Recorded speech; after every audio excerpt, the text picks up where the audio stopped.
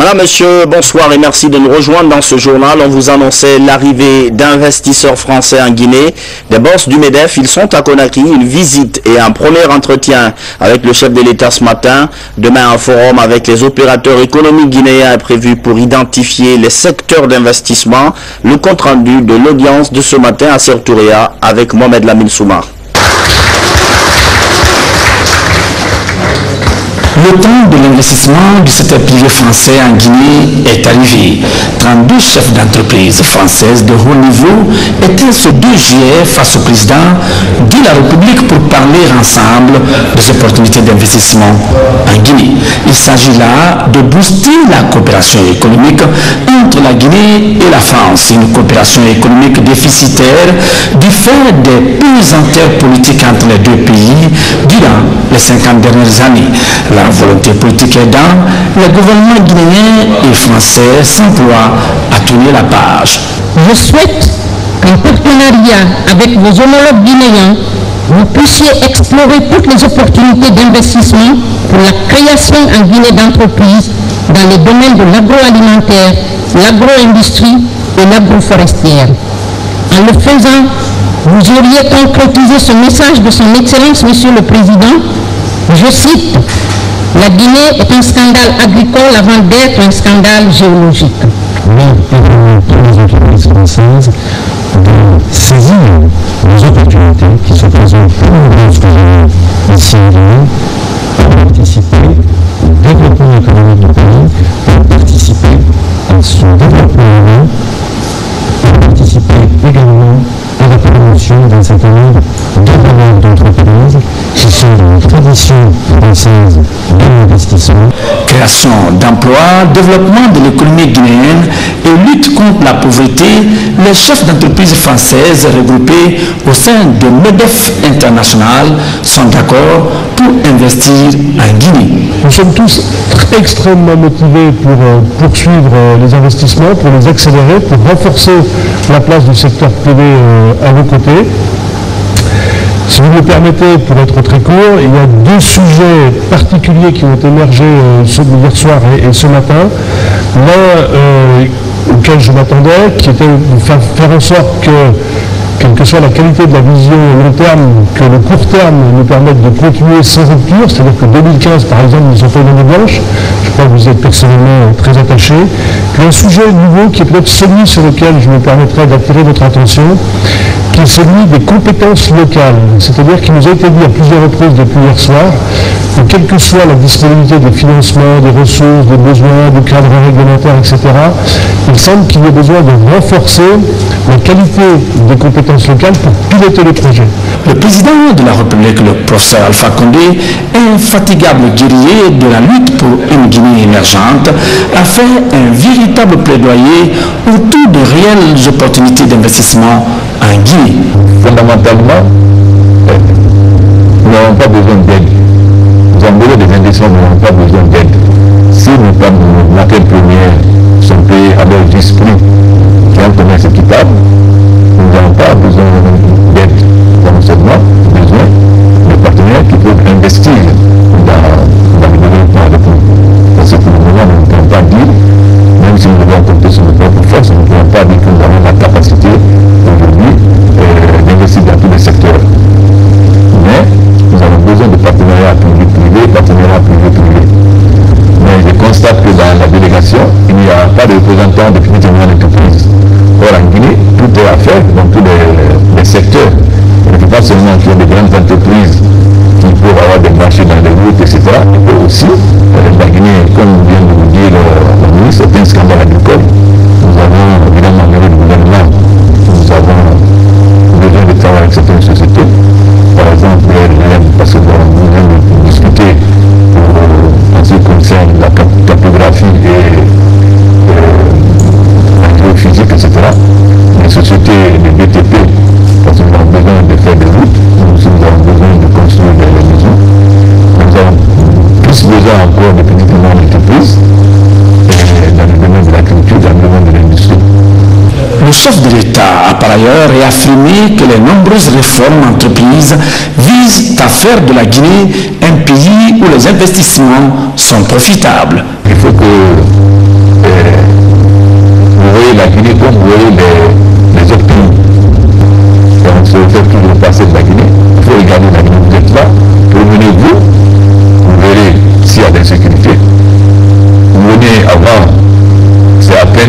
rester une journée, passer d'hôtel en hôtel.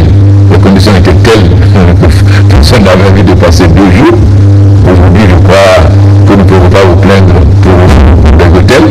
Bon, l'aéroport, quand vous venez, l'aéroport c'est l'entrée du pays. Non seulement l'aéroport était dans un état piteux, mais avec les douaniers et les autres, avec les tracasseries, etc., je ne pense pas qu'aujourd'hui, un douanier rose, vous demandez de l'argent, vous faites des tracasseries. Je pense aussi que l'aéroport présente une image. Pourquoi? Parce que nous sommes en coopération avec l'aéroport de Paris. Donc, notre orientation, c'est d'avoir des partenariats stratégiques dans des domaines où nous avons besoin encore d'être plus performants. Pourquoi nous avons lancé avec la Banque mondiale un programme de l'énergie avec le recrutement d'un partenaire stratégique. Nous allons faire la même chose pour le port, nous allons faire des guichets uniques et ensuite un partenaire stratégique. Depuis 2011, c'est la 3e fois que les chefs d'entreprise françaises viennent à Conakry. Au terme des échanges avec le président de la République et son gouvernement, ils ont posé diverses questions relatives au développement des secteurs de l'eau, l'énergie, les mines et le cadre juridique.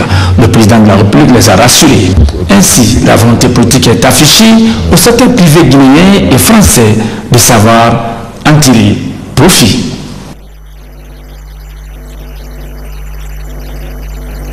Le quartier Koloma dans la commune de Ratoma va bientôt voir sortir de terre plusieurs grands chantiers, des travaux de construction d'édifices pour ramener les sièges de certaines institutions en banlieue de Conakry. L'idée va également permettre de créer de l'emploi, ne serait-ce que dans la phase de construction. Rose Pocho.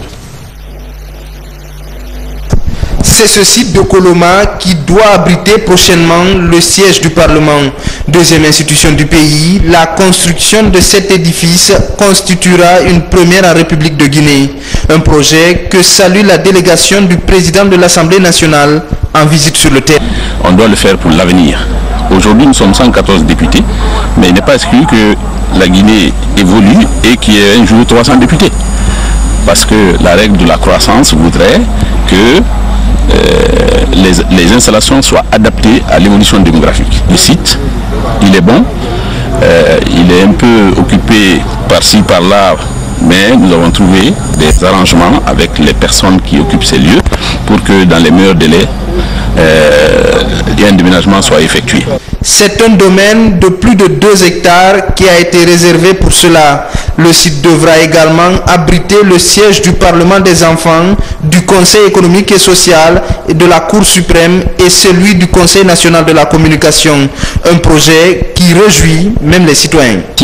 Surtout si le gouvernement fait face à nous, les ouvriers, et puis si on a des trucs comme ça à côté, ça va faire plaisir à tout le quartier, quoi. La délocalisation de certaines institutions du pays en banlieue devrait résoudre beaucoup de difficultés. Aujourd'hui, tout est concentré au niveau de la ville. Et une fois que même si vous avez besoin de quelque chose vers la ville, il y a tellement d'embouteillages. Et le matin, presque l'affaire de déplacement, c'est tout à fait un grand problème. Pour l'instant, les informations n'ont pas filtré sur la date du lancement des travaux. Le projet doit être étudié par les députés avant son exécution. Santé, la lutte contre la fièvre Ebola se poursuit avec l'appui des partenaires. Une équipe sanitaire était à l'Assemblée nationale pour des séances de sensibilisation à l'intention de nos honorables députés. Il n'y a pas que le citoyen lambda qui en a besoin, même les institutions républicaines doivent être mises à l'abri de l'épidémie. François Lamar.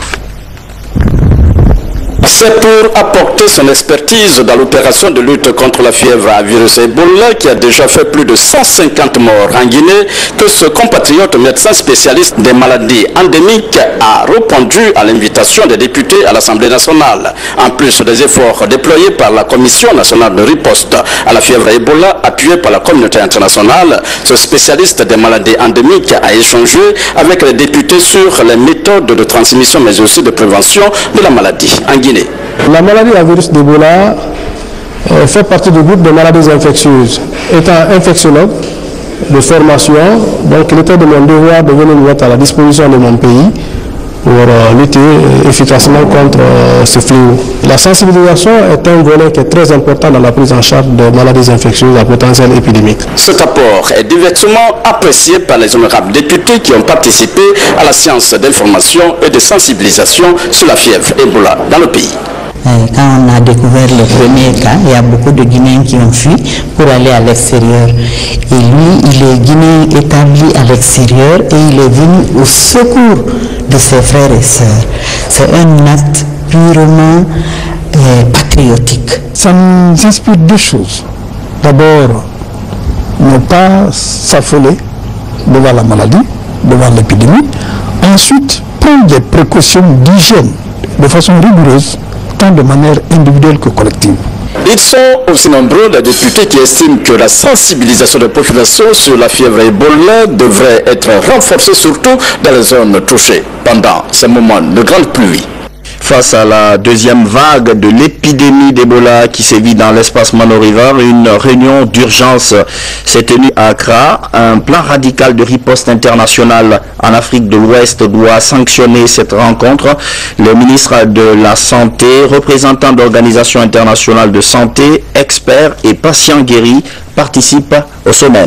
Santé toujours pour dire qu'un projet a bouclé sa phase d'évaluation, 4 ans d'activité sur le terrain. Il s'agit de gestion de la performance axée sur les standards et la récompense. En clair, c'est un projet autour de la santé maternelle et infantile. Le bilan comprend plusieurs acquis. Mamad Alpha Baldé. C'est l'un des projets les plus ambitieux dans le domaine de la santé maternelle et infantile en Guinée. Après 4 années d'activité au sein de certaines structures sanitaires du pays, MCHIP ferme ses portes. Devant ses acteurs de santé et partenaires financiers du projet comme l'USAID, des responsables de MCHIP communiquent sur les réalisations effectuées par le projet. Près de 2000 agents de santé et communautaires ont été formés. Les soins obstétricaux et néonataux se sont nettement améliorés dans la zone de couverture du projet. Environ 6 400 000 habitants sont couverts par le processus. Nous avons surtout travaillé dans la santé maternelle, la santé du nouveau-né, la santé de l'enfant et la planification familiale pour la réduction de la morbidité et de la mortalité maternelle et infantile. Et nous avons travaillé dans 4 régions sur les 8 régions, c'est-à-dire Kankan, Farana, Zérékoré et la région de Conakry. Et nous avons assisté 234 structures sanitaires et 1700 villages. Selon des statistiques fournies par MCHIP, la Guinée enregistre 980 décès maternels pour 100 000 naissances. À travers le processus SBMR, gestion de la performance, axée sur les standards et la récompense, la planification familiale et la prévention des infections se sont par exemple améliorées dans les régions couvertes par le projet. Dans la région de Farana, la prévention des infections est à 94% contre une moyenne de 6% au début du projet. À ce jour, 20 hôpitaux nationaux, régionaux et préfecturaux sont en mesure d'offrir les semis complets. À cela s'ajoute la prise en charge intégrée des maladies de l'enfant au niveau clinique et au niveau communautaire dans 20 sites et la prévention de la transmission du VIH de la mère à l'enfant dans 10 structures sanitaires. Dans le monde, 40 pays sont dans le processus SBMR. En Guinée, une 60aine de structures sanitaires appliquent le processus. Sa mise en œuvre dans notre pays a permis de sauver plusieurs nouveau-nés et leurs mamans. Recensement biométrique des travailleurs de la fonction publique. Les opérations se poursuivent. Nous allons ce soir nous intéresser à comment ça se passe à la baie. Pour ce qui est de l'enjeu, le gouverneur de la région parle d'une opération fondamentale pour maîtriser la masse salariale des fonctionnaires. Kiorna Ousmane Diallo. Il est le premier fonctionnaire à être enrôlé par les délégués de la fonction publique à la baie. Le gouverneur Sadou Keita vient ainsi de lancer officiellement dans sa région la deuxième phase d'assainissement du fichier de la fonction publique, l'identification biométrique. Puisque Dieu merci, la troisième république s'inscrit dans un processus de changement, alors il faut changer.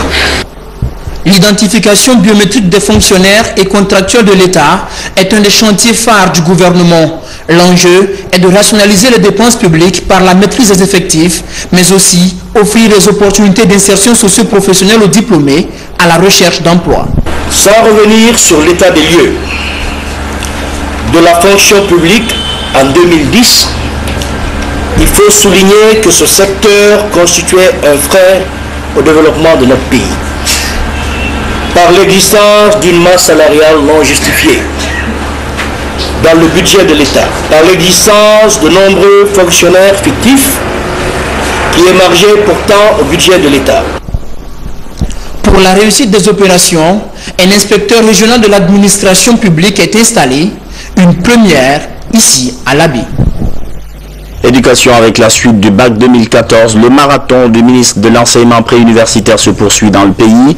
Il va s'assurer des conditions d'évaluation des candidats. Les étapes de Kissidougou et Gekedou avec Amadou Touré.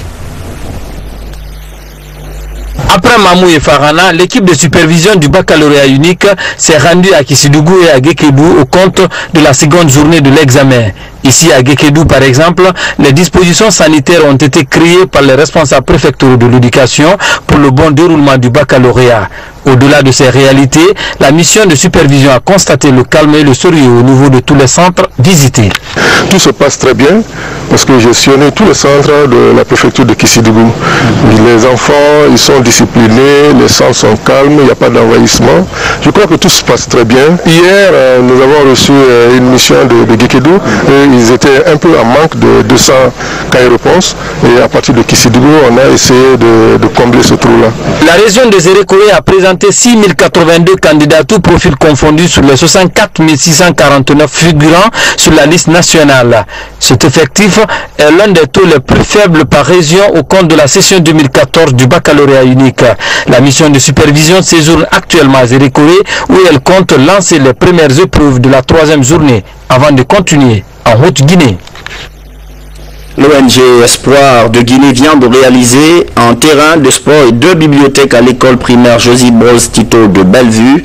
Objectif, encourager les élèves à la lecture et à la pratique du sport en milieu scolaire. L'inauguration de ces infrastructures a enregistré la présence des parents d'élèves, encadreurs et autorités de l'éducation. Le compte rendu est signé Sarah Maratolno. L'ONG Espoir de Guinée s'emploie dans l'éducation physique et intellectuelle des enfants. Elle offre un terrain de sport, 2 bibliothèques dont une mobile d'une valeur de 54 000 $ à l'école primaire Joseph Broz Tito de Bellevue. Objectif, améliorer le niveau de lecture et de compétences physiques des élèves et des enseignants de cette école. Lors de notre séjour ici, nous avons constaté qu'il n'y avait pas de bibliothèque dans les écoles et que les enfants aussi avaient besoin de lieux de loisirs parce que nous essayons de tirer les enfants d'être dans la cour, de ne pas être dans les rues parce que ce n'est pas sécurisé. Donc c'est ainsi, à notre retour, nous avons décidé de faire des démarches pour avoir des livres, des manuels scolaires. Plus de 35 000 manuels sont dans ces bibliothèques. Enseignants, élèves et encadreurs apprécient le don. Nous avons vu la portée de ces bijoux-là, leur valeur physique, intellectuelle. Donc nous aussi, ce qui est à notre devoir, nous ferons tout pour sauvegarder ces bijoux. Espoir de Guinée apporte également son assistance aux enfants défavorisés en milieu scolaire. À l'occasion de l'inauguration de ces infrastructures scolaires, cette ONG a offert des cadeaux à 12 enfants dont elle prend la scolarité en charge. Le geste motive les récipiendaires. Je remercie beaucoup l'ONG de m'avoir donné ces cadeaux-là. Et l'année prochaine, je vais étudier aussi pour avoir la même chose. Cette structure de la diaspora guinéenne vivant aux États-Unis a pour vocation l'éducation et la défense des droits des enfants démunis. 50 000 logements pour les enseignants, c'était l'objectif que se fixe l'association pour l'acquisition d'un toit. Ces membres sortent d'une formation sur la question, une formation qu'ils vont démultiplier en plus de leurs efforts collectifs. Déjà, ils possèdent un domaine de 5 hectares à Kitaya. C'est Fernand Kourouma. L'accès à un logement décent est une préoccupation du gouvernement guinéen. En témoigne l'ouverture de nombreux chantiers où seront bâtis des logements sociaux.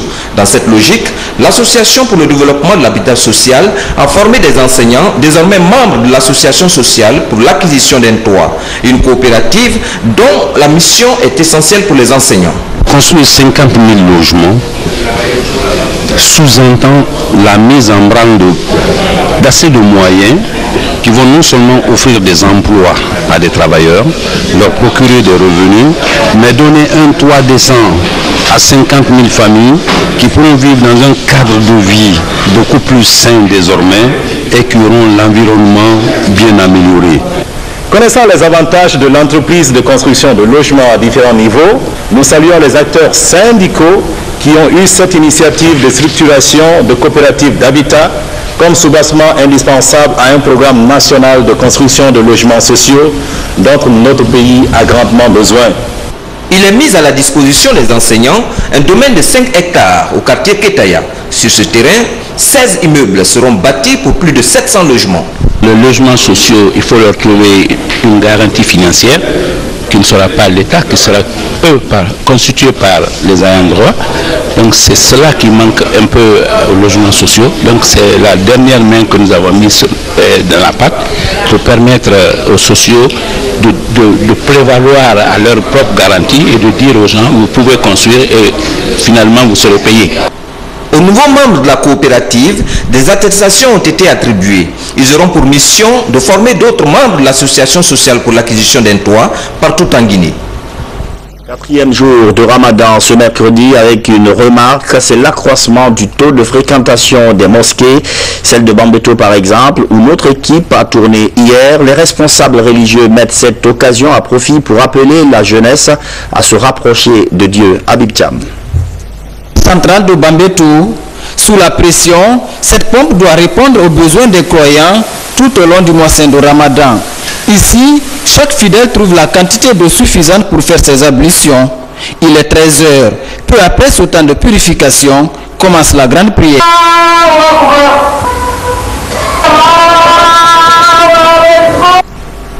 Dans l'ordre et la discipline, les fidèles musulmans accomplissent leur prière en invoquant la grâce d'Allah, un rituel renforcé surtout en ce mois de pénitence. Tout comme les autres mois de Ramadan, nous sommes venus ici massivement pour prier, pour demander la clémence, pour repentir envers Dieu. Parce que chaque jour l'homme commet des erreurs, comme c'est inné à l'homme. Nous prions Allah qu'il accepte nos prières. Ce n'est pas une récompense d'aujourd'hui, mais pour demain. L'influence dans les mosquées, telle est la chose recherchée par les responsables religieux. Leur combat est de laisser un meilleur héritage à la jeunesse. Avant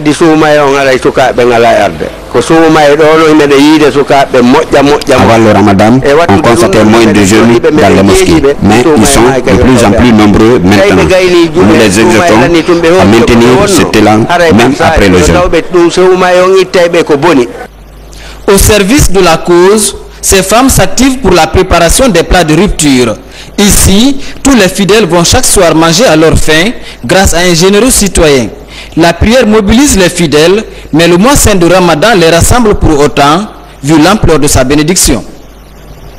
Cette opération de don de vivre de la part de la Fondation Solidarité Féminine, le geste est adressé aux orphelins du centre Jeunes en Compassion. Ce foyer accueille 50 pensionnaires qui vont donc bénéficier de riz, de sucre et d'eau chlorée. Safiatou Kondé. À la journée internationale de l'enfant, on pense certes aux enfants déshérités, mais surtout aux enfants orphelins. Le 30 juin, dernier jour du mois de l'enfant, la Fondation Solidarité Féminine a pensé aux orphelins du centre Jeunes en Compassion.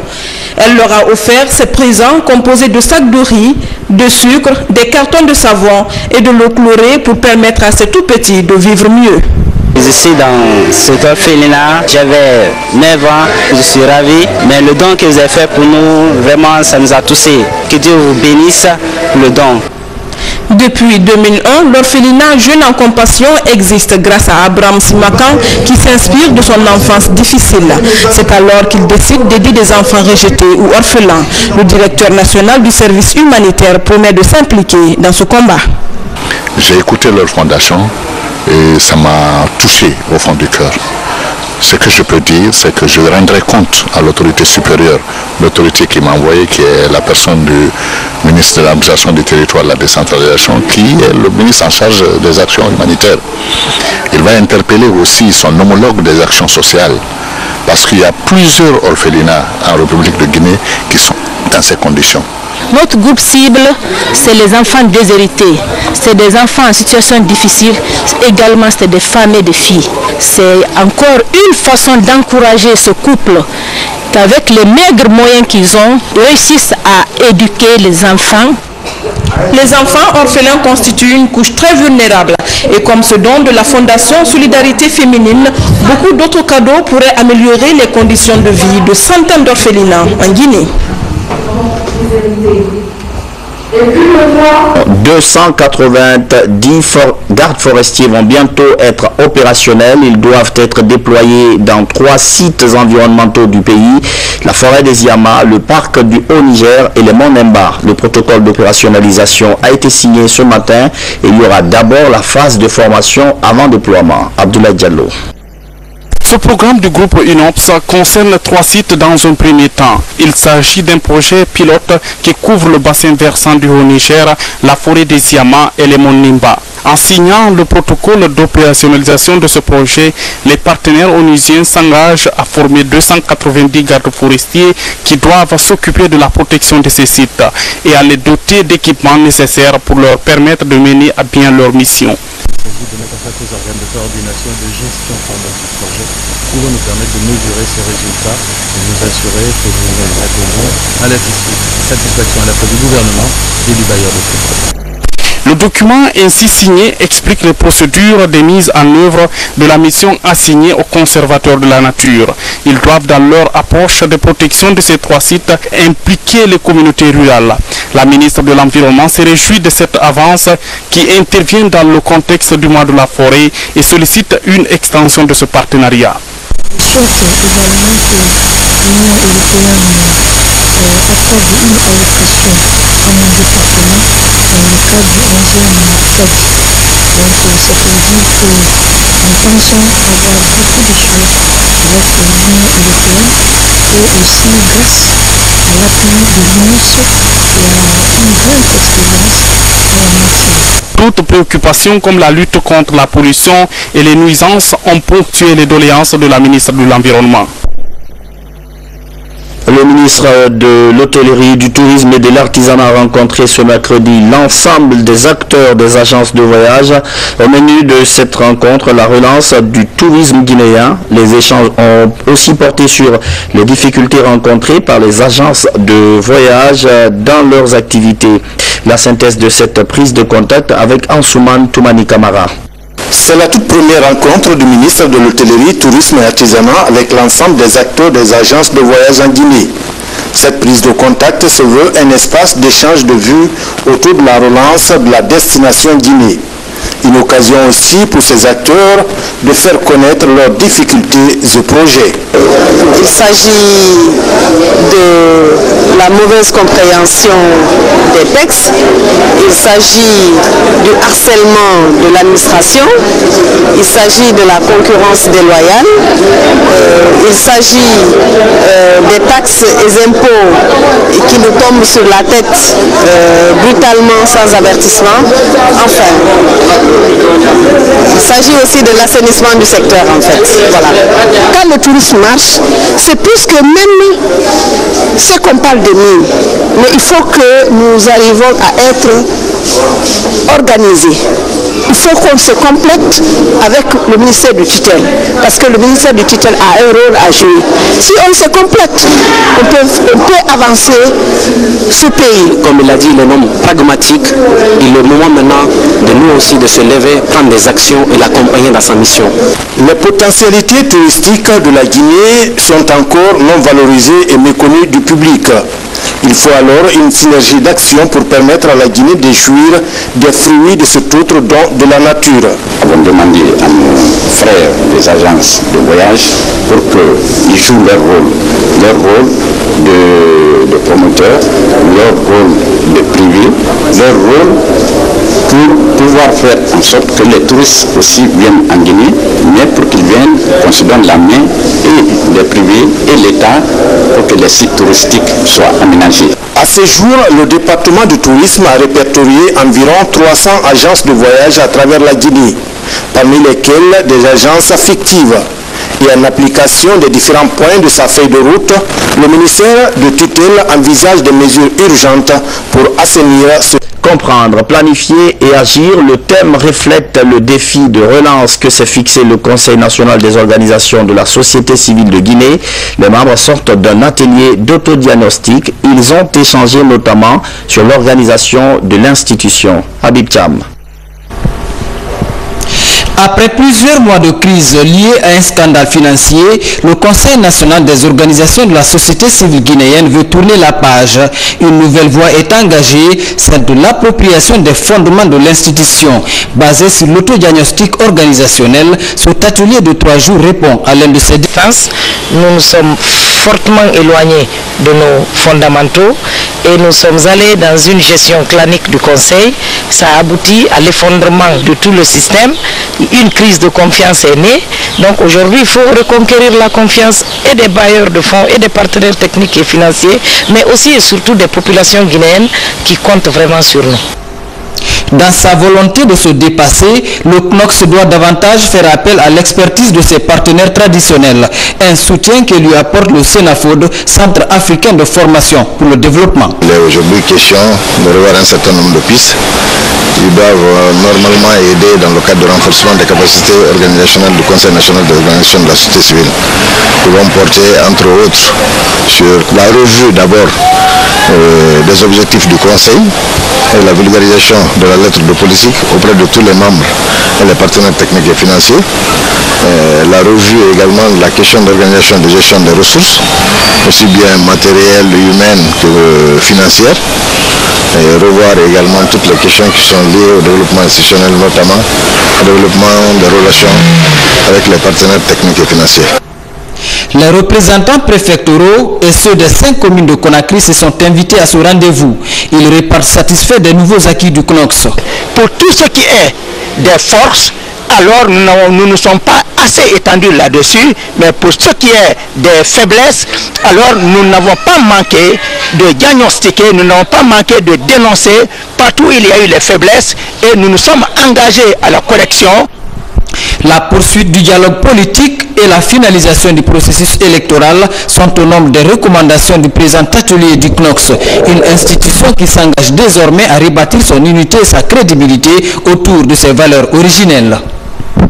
La caravane de paix poursuit son marathon dans le pays. Elle sillonne les capitales régionales porteuses d'un message autour de la réconciliation nationale. C'est une initiative de Guinée Culture et un partenariat de l'UNESCO. Aziz Baldé, Mamad Alpha Baldé.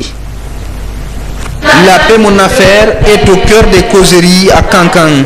Pendant 3 jours, une caravane des arts pour la paix séjourne dans le Baté. Ici, comme dans les préfectures traversées par la caravane, à l'initiative de l'ONG Guinée Culture, les jeunes sont invités à vivre en harmonie. Chacun de nous doit se poser la question, comment préserver la paix dans notre pays et quelle est ma participation dans cette œuvre. Et c'est pourquoi je suis très heureux d'être là aujourd'hui et d'accueillir cette importante caravane qui vient non seulement sensibiliser, mais aussi partager avec nous beaucoup de valeurs dans cette région qu'on appelle le Bekan-Yamana et dans Kankan, Nabaya, qui est une ville d'accueil, une ville anciennement reconnue pour son hospitalité, où la paix a toujours régné jusqu'à ce jour. Lancée depuis le 17 juin à Conakry, la caravane des arts pour la paix, appuyée par l'UNESCO, tente également de valoriser la culture guinéenne. Pour l'occasion, écrivains, artistes nationaux et internationaux travaillent à la recherche de solutions pour la paix en Guinée. Vraiment, c'est une joie pour moi, étant ambassadeur de la paix, de participer à cette caravane, de réitérer mon vœu d'unité, de prospérité pour ce pays et de faire comprendre que les artistes ont toujours été avec leur pays pour véhiculer ce message de tolérance. Cette tournée de sensibilisation offre l'opportunité à la jeunesse de s'exprimer à travers des tables rondes. Une autre manière d'impliquer tous les jeunes dans le développement d'une Guinée unie et prospère. Cette édition d'information, merci de votre fidélité à la télévision nationale. Bonsoir.